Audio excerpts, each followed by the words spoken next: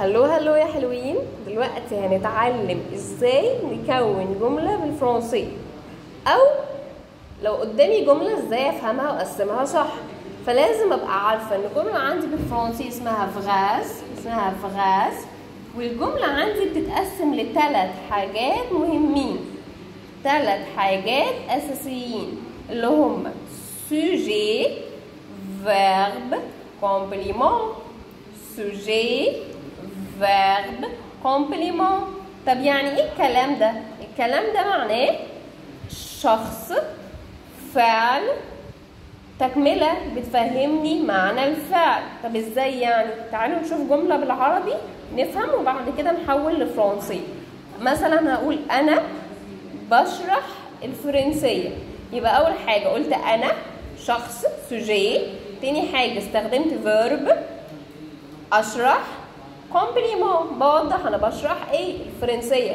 مثلا انا بعمل الواجب، يبقى اول حاجه سوجي شخص اللي هو انا، تاني حاجه الفيرب اللي هو الفعل الحاجه اللي انا بعملها، وهنا الفيرب كان بعمل، والكومبليمون اللي بيفهمني معنى الفعل اللي هو الواجب.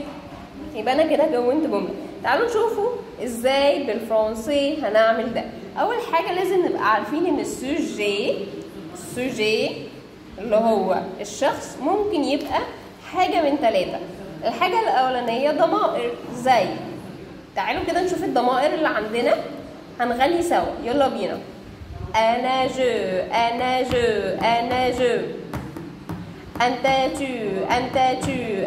tu هو هي il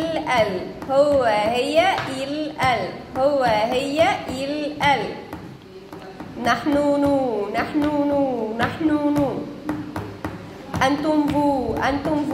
انتم vous ولاد بنات il avec s ولاد بنات il avec s.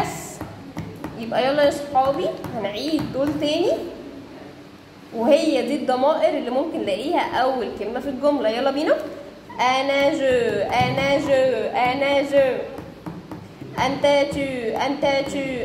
tu هو هي il elle نحن نو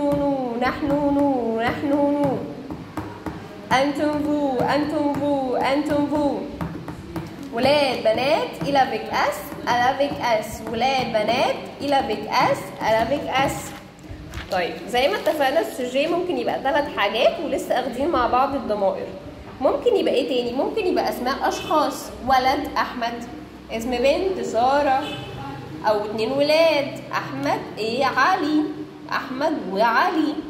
ممكن يبقى بنتين ساره سلمى. ممكن يبقى ولد وبنت احمد ساره.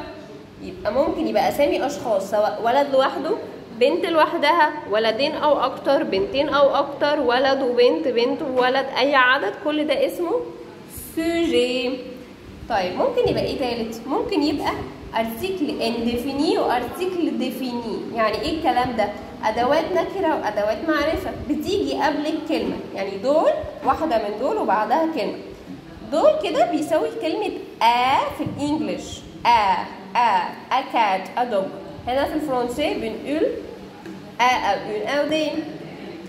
اللي تحت دول بيساوي كلمه ذا في الانجليش، بيجي بعضهم برضو كلمه، فدول على بعض الاداه والكلمه هم مع بعض يبقوا سوجي. طب يلا بينا نقولهم مع بعض. اون دي لو لا لي والكلمه اللي بعدهم تاني اون دي لو لا لي والكلمه اللي بعدهم. اخر مره بالراحه. اون دي لو لا لي والكلمه اللي بعدهم. ده كده يعتبر سوجي. طيب تعالوا كده نفهم ايه الابوستروف دي. تعالوا نبدا بيها. ايه الابوستروف دي؟ الابوستروف بتيجي قبل الكلمه اللي بتبدا بحرف فويل. ايه هي الحروف الفويل؟ اللي هي الحروف المتحركه. يعني ايه حروف متحركه؟ يعني حرف بيجي في اول الكلمه من دول. طب ايه هم دول؟ نقول مع بعض كده. A ضربت E قالت I O U. H Y. يبقى أنا لو لقيت كلمة بتبدأ بحرف من دول، الكلمة دي كلمة بتبدأ بحرف فويل هحط لها الابوستروف. طيب لو الكلمة ما بتبدأش بفويل، لو هحط لها أداة نكرة شبه الأداة حرف الA بالإنجلش، يبقى أحط لها une دي، مع الكلمة الماسكولا، une مع الفيمينا، دي مع الجمع. مع الماسكولا يعني الكلمة المفرد المذكر، une مع الفيمينا المفرد المؤنث، دي مع الجمع. امال اللو واللا واللي الابوستروف دي خلصناها، فاضل لنا دول بيساووا ذا يعني الف ولام، فبقول لو مع الكلمه الماسكولا المذكر، لا مع الكلمه الفيمينا المؤنث، لي مع الكلمه الجمع.